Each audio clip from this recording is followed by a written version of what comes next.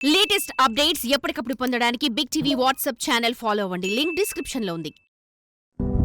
నేను పెళ్లి చేసుకున్నప్పుడు ఏమిటి వాళ్ళ నాన్న పేరు కూడా తెలీదా? ఎవరో ఏమిటో తెలియకుండా పెళ్లిలా చేసుకుంటావు.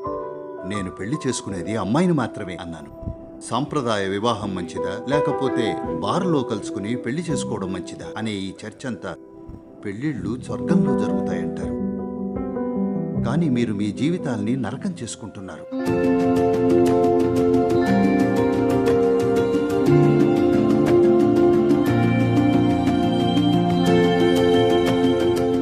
నమస్కారం సద్గురు. ఇండియన్ మ్యాచ్ మేకింగ్ గురించి ఒక నెట్ఫ్లిక్స్ షో బాగా ప్రాచుర్యం పొందుతోంది. అయితే సాంప్రదాయ వివాహాలలోని వెనుకబడిన ఆలోచనల గురించి విమర్శలు వస్తున్నాయి. ఈ రోజుల్లో కూడా దీనికి ప్రాముఖ్యత ఉందా? చూడండి, ఒకవేళ మీకు తెలియకపోతే చెప్తున్నాను.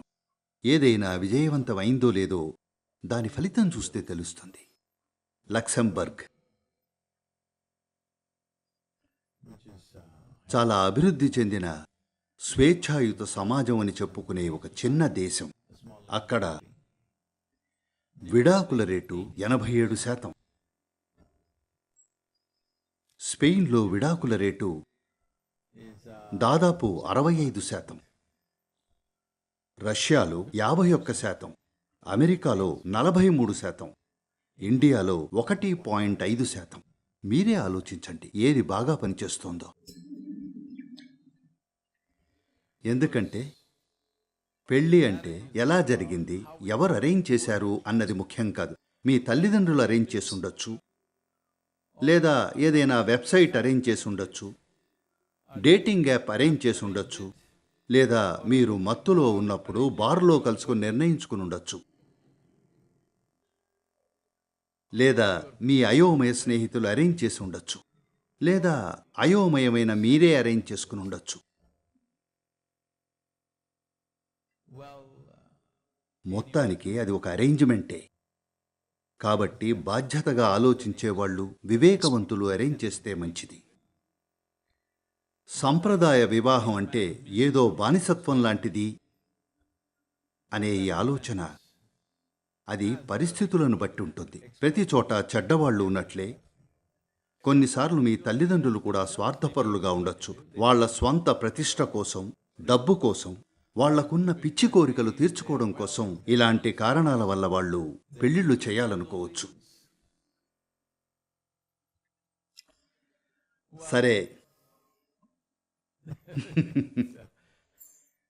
బహుశా వాళ్ళిప్పుడు దర్శనం చూస్తుండొచ్చు. కానీ 2 రోజుల క్రితం ఎవరో ఒక ప్రశ్న అడిగారు. వాళ్ళ అబ్బాయికి అమ్మాయిని చూస్తున్నారట. ఒక అమ్మాయి బాగా చదువుకుంది, అందంగా ఉంది. మరొక అమ్మాయి, ఆమె నాన్నగారు పెద్ద మనిషి, బిగ్ మ్యాన్. ఏది ఎంచుకోము అని అడిగారు. నేను ఒక సింపుల్ ప్రశ్న అడిగాను. మీరు అమ్మాయిని పెళ్లి చేసుకోవాలనుకుంటున్నారా లేక వాళ్ళ ఆస్తినా? ముందు ఇది నిర్ణయించుకోండి, ఎందుకంటే మీకు ఏది ముఖ్యమో నాకు తెలీదు అన్నాను. అది మీ ప్రాధాన్యాల మీద ఆధారపడి ఉంటుంది. మీ ప్రాధాన్యం వాళ్ళ ఆస్తి, పెళ్లి ద్వారా మీదవడం అయితే, మీకు కావలసింది అదొక్కటే అయితే సరే, అది మీ ఎంపిక. అలాంటి జీవితం ఎంచుకున్నారు. When I married, నేను పెళ్లి చేసుకున్నప్పుడు నాకు తన పూర్తి పేరు కూడా తెలియదు, తన తండ్రి పేరు తెలియదు. భారతదేశం కదా, ఆమె కులం తెలీదు, ఏమీ తెలీదు. నేను మా నాన్నగారికి చెప్పినప్పుడు ఆయన, ఏమిటి వాళ్ళ నాన్న పేరు కూడా తెలీదా? ఎవరో ఏమిటో తెలియకుండా ఎలా పెళ్లి చేసుకుంటావు అన్నారు. నేను పెళ్లి చేసుకునేది ఆ అమ్మాయినే. సాధారణంగా అమ్మాయితో పాటు వచ్చే ఇతర విషయాలేవి నాకు అక్కర్లేదు. నాకు ఆ అమ్మాయి మాత్రమే కావాలి, అంతే అన్నాను. అందరూ ఇది పెద్ద తప్పు అవుతుందనుకున్నారు. కొంతమంది ఉంటారు, తెలుసు కదా, స్వయం ప్రకటిత సలహాదారులు ఎప్పుడూ ఉంటారు. నేను జీవితంలో ఎవరి సలహా తీసుకోకపోయినా సలహా ఇచ్చేవాళ్ళు మాత్రం ఎప్పుడూ ఉంటారు. వాళ్ళు నువ్వు జీవితంలో పెద్ద తప్పు చేస్తున్నావు, ఇది విఫలమవుతుంది అన్నారు. I said, whatever. నేను ఏది జరిగినా ఎలా జరిగినా నాకిదైతే తెలుసు, అది నా చేతుల్లోనే ఉంది. నా జీవితాన్ని నేను నాశనం చేసుకుంటానా లేదా విజయవంతం చేసుకుంటానా అన్నది. ఎందుకంటే మీరు ఎవరిని పెళ్లి చేసుకున్నారు, ఎలా పెళ్లి చేసుకున్నారు, ఎలా అరేంజ్ అయింది, ఎవరు అరేంజ్ చేశారు అన్నది ముఖ్యం కాదు. మీరు ఎంత బాధ్యతగా జీవిస్తారు అన్నదే ముఖ్యం. కాబట్టి సంప్రదాయ వివాహం మంచిదా లేకపోతే బార్లో కలుసుకుని పెళ్లి చేసుకోవడం మంచిదా? నా ఉద్దేశంలో మీరు ప్రశాంతంగా ఉన్నప్పుడు మీరు తీసుకునే నిర్ణయాలు కాస్త మెరుగ్గా ఉంటాయి. 18-20 ఏళ్ల వారు యువతి యువకులు పెళ్లి చేసుకోవాలనుకుంటే వాళ్ళు ఎవరిని చేసుకుంటారు? వాళ్లకు తెలిసిన వాళ్ళు కొంతమందే.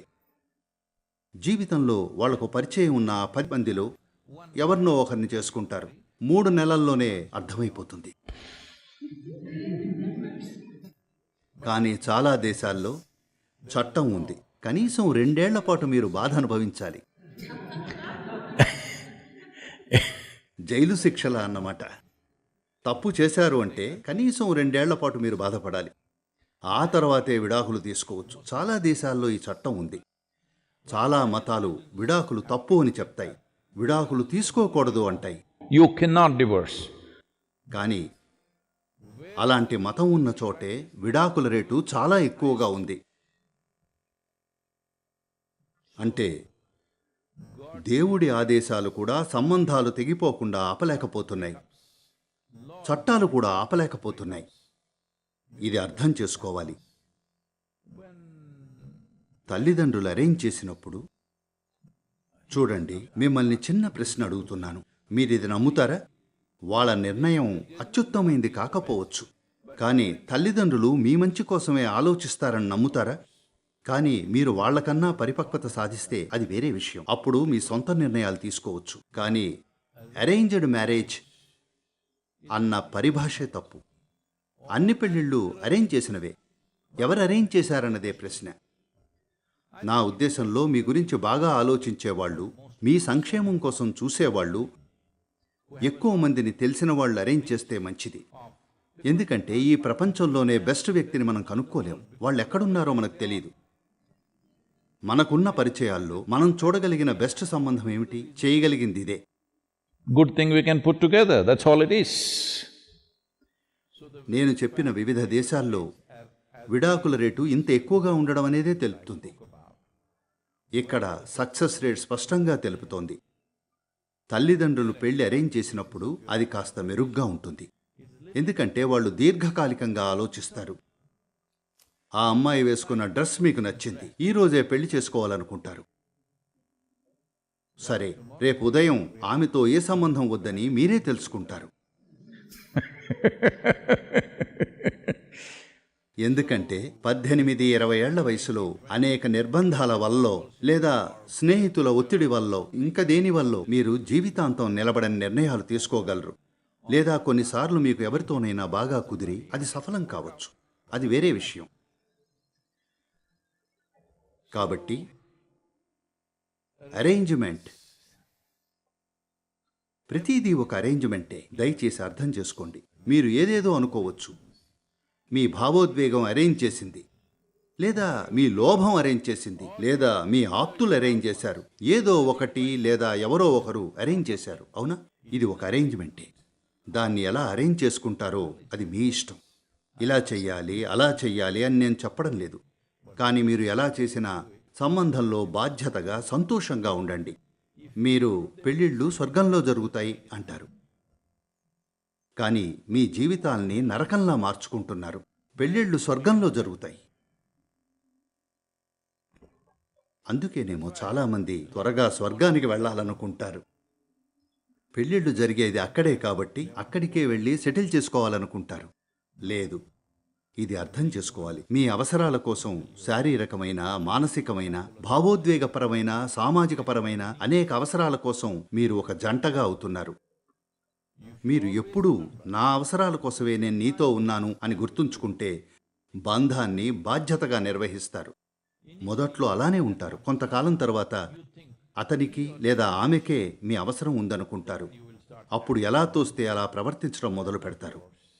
అప్పుడు మీ సంబంధంలో రకరకాలుగా చెడు మొదలవుతుంది. ఒకసారి ఇలా జరిగింది.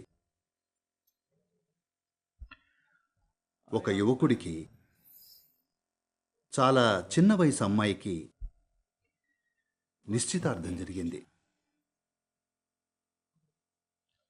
ఒకసారి ఇలాంటిది కాదు, ఉంగరం రాయి ఉండాలి. ఉంగరం పెట్టిన తర్వాత ఆ అమ్మాయి అతని చెయ్యి పట్టుకుని,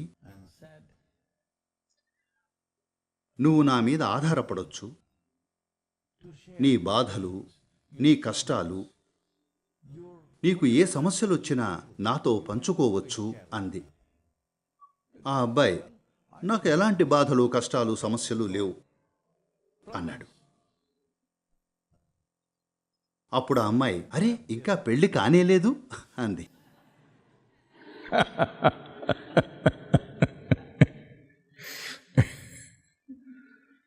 So, మీరు బాధలతో, కష్టాలతో, సమస్యలతో నిండి ఉన్నారని, మీకు ఆధారం కోసం ఎవరో కావాలని అనుకుంటే సమస్యలు తప్పవు. మిమ్మల్ని మీరు ఒక ఆనందమైన, అద్భుతమైన వ్యక్తిగా మార్చుకోండి.